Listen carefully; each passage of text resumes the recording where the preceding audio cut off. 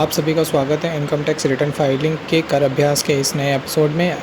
आप आज हम आपको सिखाएंगे ITR 1 फाइलिंग करने के लिए आपको किन किन डॉक्यूमेंट्स की रिक्वायरमेंट है, जिसमें कि मैंडेटरी डॉक्यूमेंट्स हैं पैन कार्ड, आधार कार्ड जो कि लिंक्ड विद आपके पैन कार्ड से होगा, मोबाइल नंबर जो कि लिंक विद होगा आपके आधार से, बैंक अकाउंट डिटेल्स जिसमें आपको चाहिए होगा अकाउंट नंबर और IFSC कोड, और प्रीफ validated bank account on income tax portal पे जो कि आपको इनकम टैक्स के पोर्टल पे वैलिडेट करना होगा।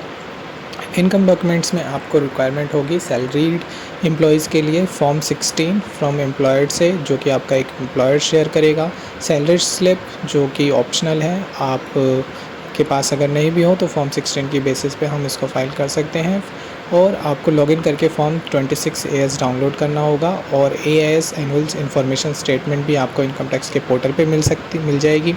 सेकंड आपका है टैक्स पेयर इन्फॉर्मेशन समरी जो कि आपको इनकम टैक्स की साइट से मिल जाएगा। ठीक है, नेक्स्ट आते हैं अदर इनकम। अगर आपकी कोई अदर इनकम है जैसे कि सेविंग अकाउंट से रिलेटेड, सेविंग अकाउंट्स में आपका इंटरेस्ट आता है तो इंटरेस्ट सर्टिफिकेट आपको अरेंज करना होगा आपके से बैंक से। FD और RD पे इंटरेस्ट मिलता है तो वो भी आपको बैंक के पासबुक में मिल जाएगा। डिविडेंड स्टेटमेंट अगर आपको आपने SIP करा रखी है, म्यूचुअल फंड्स हैं आपके पास, तो उसकी एक स्टेटमेंट मिल जाएगी, उनके ऐप पे अवेलेबल होती है। जैसे कि ग्रो ऐप से आप अगर इन्वेस्टमेंट करते हैं, SIP करते हैं तो वहाँ से आप स्टेटमेंट डाउनलोड कर सकते हैं। और अगर आपकी पेंशन्स, आपके फैमिली में किसी की पेंशन्स आती हैं तो वो भी हम यहाँ पर ऐड कर सकते हैं। डिडक्शन जो कि न्यू टैक्स रिजीम में अलाउड है वो है एम्प्लॉयर्स की कंट्रीब्यूशन। अगर आपका एम्प्लॉयर NPS में आपके बिहाफ पे कंट्रीब्यूशन करते हैं तो वो हम इसमें डिडक्शन ले सकते हैं। और अगर अग्निवीर फंड में आप कंट्रीब्यूशन करते हैं तो हम वहाँ पर डिडक्शन ले सकते हैं। स्टैंडर्ड डिडक्शन जो कि यूजुअली अवेलेबल होगा वो आपको मिल जाएगा। फैमिली पेंशन डिडक्शन अगर कोई है तो वो भी मिल जाएगी। ठीक है, आते हैं हाउस प्रॉपर्टी में। हाउस प्रॉपर्टी में अगर आपने होम लोन ले रखा है, उसका इंटरेस्ट सर्टिफिकेट आपके पास है तो वो भी आप यहाँ पर डिडक्शन ले सकते हैं, बट इसमें कुछ लिमिटेशंस हैं जिस on the basis of that limitation आपको ये अलाउ किया जाएगा। फिर आपका आता है रेंटल इनकम। अगर कोई इनकम है और अगर ये हाउस प्रॉपर्टी आपने खुद ऑन कर रखी है तो आपको वो इनकम भी शो करनी होगी।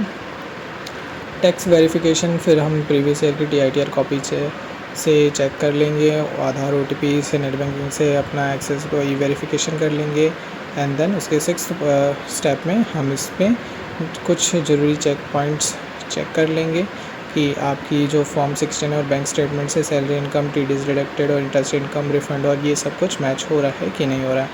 ठीक है, अगर ये मैच हो रहा है तो देन ओके है, और इस तरीके से हम अपना इनकम टैक्स का रिटर्न फाइल कर लेंगे। कुछ चीज़ें को में ध्यान में रखना होगा, जैसे कि main difference in the new tax regime में हमें क्या क्या चीज़ों का ध्यान रखना होगा। पुराने टैक्स रिजीम में जैसे कि हमारे ATC, इन्वेस्टमेंट, LIC, PPF और ELSS के कुछ हमारे क्लेम्स थे जो कि अवेलेबल होते थे, बट नए रिजीम में ये अवेलेबल नहीं होंगे। ATD की हेल्थ इंश्योरेंस जो कि अवेलेबल नहीं होगी, HR एग्जम्पशंस नहीं अवेलेबल होगा, LTA जो कि नहीं होगा, अदर कोई डिडक्शन है वो भी नहीं होगा। तो बेसिकली आपको नए टैक्स रिजीम में ये डिडक्शन आपको अवेलेबल नहीं होंगी। ओके, सो इस तरीके से हम income tax return ITR file कर सकते हैं, जो कि बेसिकली आपकी सैलरीड पर्सन की इनकम पर जो ITR फाइल करना है वो कर सकते हैं।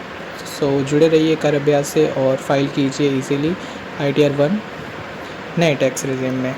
Thank you so much.